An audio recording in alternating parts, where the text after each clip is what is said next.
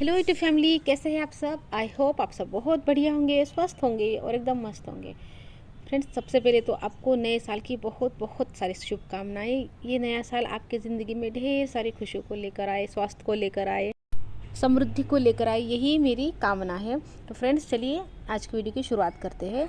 तो आज की वीडियो का टॉपिक है कि हम ऐसे कौन से नए कर्म करें जिससे कि हमारे जो पुराने कर्म हैं, जो बुरे कर्म हैं, जिसका हमको भोगना ही भोगना है, मतलब जो बुरे कर्म हमने किए हैं उसका हमको फल मिलना ही मिलना है।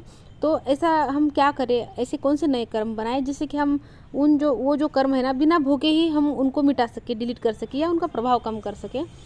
तो आज की वीडियो इसी बारे में है। वीडियो को ध्यान से सुनना, समझना। तो फ्रेंड्स, अगर आप मेरी वीडियो हमेशा देखते हैं तो आपको ये तो पता है ही कि हम जो ज़िंदगी जी रहे हैं, जो हमारा अभी वर्तमान है, जो प्रारब्ध है, हमारा पिछले कर्मों के अनुसार हमको मिलता है। अगर हमारे पिछले कर्म अच्छे हैं तो आज का हमारा जो प्रारब्ध है, जो वर्तमान समय है, वो अच्छा होगा। और अगर हमारे जो कर्म है वो बुरे होंगे तो हमारा प्रारब्ध अभी बुरा ही चल रहा होगा। यहाँ तक तो हमको समझ में आता है। लेकिन अब बात ये समझते हैं कि अगर हमको अपने पुराने कर्मों को डिलीट करना है, जो बुरे हमसे बन गए हैं कर्म, हमको ऐसा होता है ना कि आज पता चल गया है कि अच्छे कर्म क्या होते हैं, बुरे कर्म क्या होते हैं। लेकिन हम जब कर रहे थे तब हमको पता नहीं था।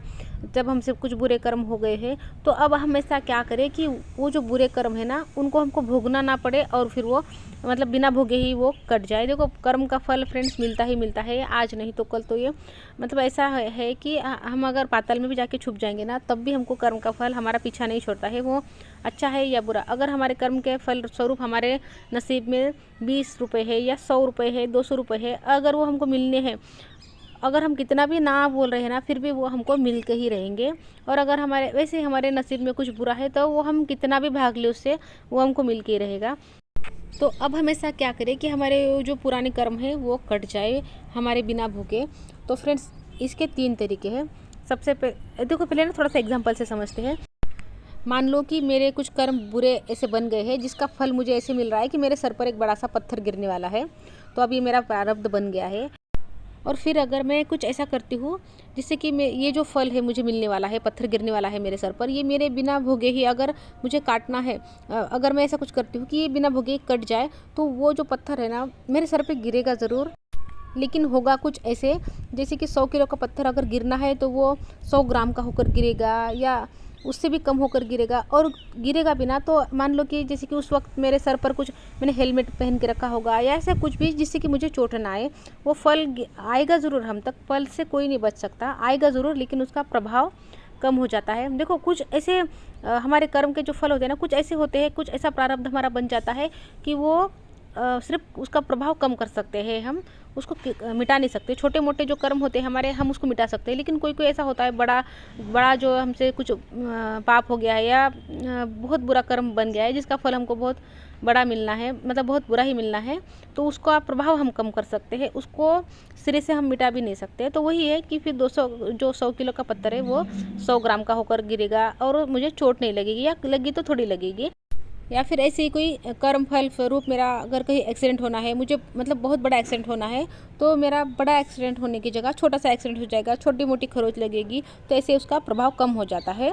जो हमारे जो बहुत बुरे कर्म होते हैं, जिसका प्रारब्ध बहुत बुरा बन गया है, तो वो थोड़ा सा उसका प्रभाव हम ऐसे कम कर सकते हैं। छोटे मोटे हम पूरे तरीके से डिलीट कर सकते हैं, लेकिन जो बड़े कर्म होते हैं बुरे हमारे, उसका हम प्रभाव कम कर सकते हैं। तो यहाँ तक की बात आपके समझ में आ गई होंगी। तो अब हम ऐसा क्या करें कि वो जो बुरे कर्म है हमारे, वो डिलीट हो जाए। तो फ्रेंड्स, इसके 3 तरीके हैं। 3 तरीके से हम ऐसे कर सकते हैं।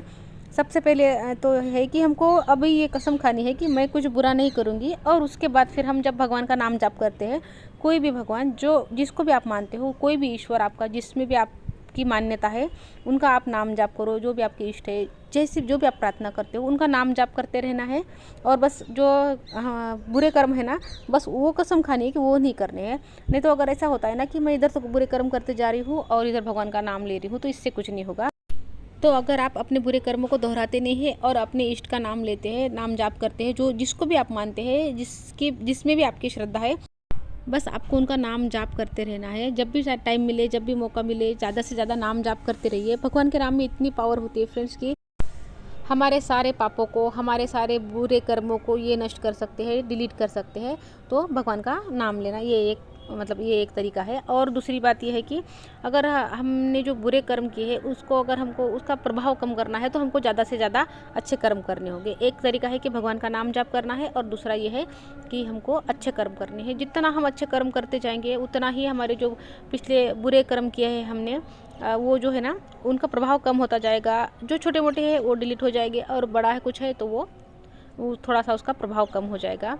तो ये एक चीज़ है। अच्छा मतलब क्या, अच्छा करना है, लोगों का अच्छा सोचना है, अच्छा करना है, दान करना है। जितना ज़्यादा दान आप करते हो ना उतना आपका अच्छा होता है। ये तो हमारे शास्त्रों में क्लियरली लिखा है कि जो देगा ना, मतलब जो देने वाला है ना उसके पास कभी कमी नहीं होगी किसी चीज़ की। तो जितना हो सके ना दान दीजिए, जितना आपके पास है, जो भी आप दे सकते हैं। ऐसा नहीं कि पैसे देने हैं, जो भी है ना। मैं हमेशा बोलती हूँ ना, अगर आपके पास थोड़ी सी हिम्मत है तो वो किसी को दे दीजिए, आपके पास थोड़ी सी खुशी है तो वो किसी में बांट दीजिए।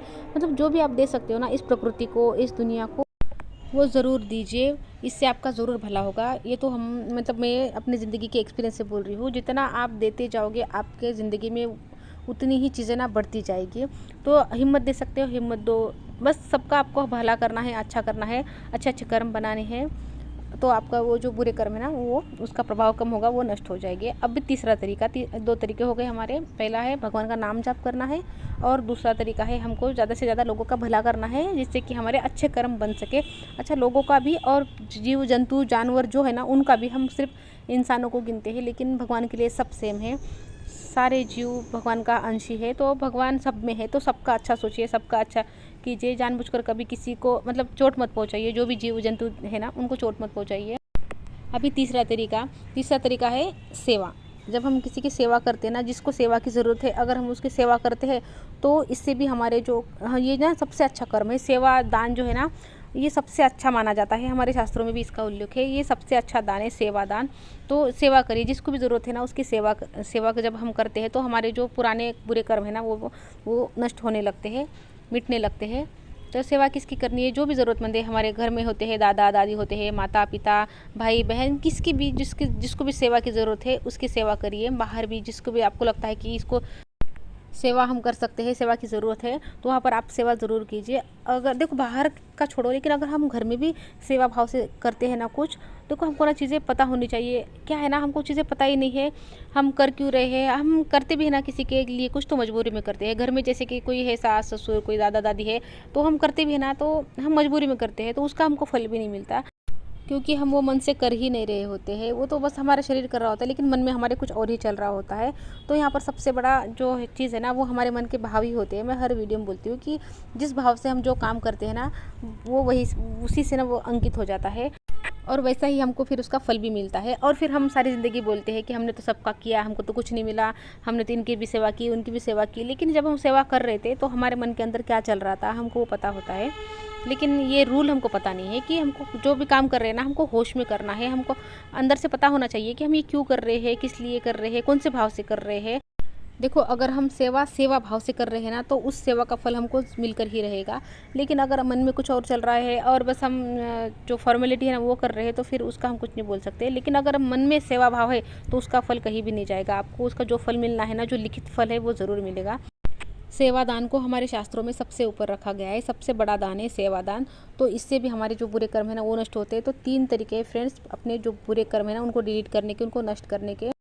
तो आप इनमें से जो भी कर सकते हैं तो वो ज़रूर कीजिए और इसका फल मिलता है। मैं अपने ज़िंदगी के एक्सपीरियंस से आपको बोल रही हूँ। आपको यहाँ पर निराशा नहीं मिलेगी। बस आपको आपके अंदर के भाव पता होने चाहिए कि वो कैसे है करते वक्त। तो फ्रेंड्स आई होप वीडियो अच्छी लगी होंगी, समझ आई होंगी। अच्छी लगी हो तो लाइक कर देना, किसी के काम आ सकती है तो शेयर भी ज़रूर कर देना। मिलती हूँ आपसे नेक्स्ट वीडियो में, तब तक के लिए अपना ध्यान रखना। Good bye friends.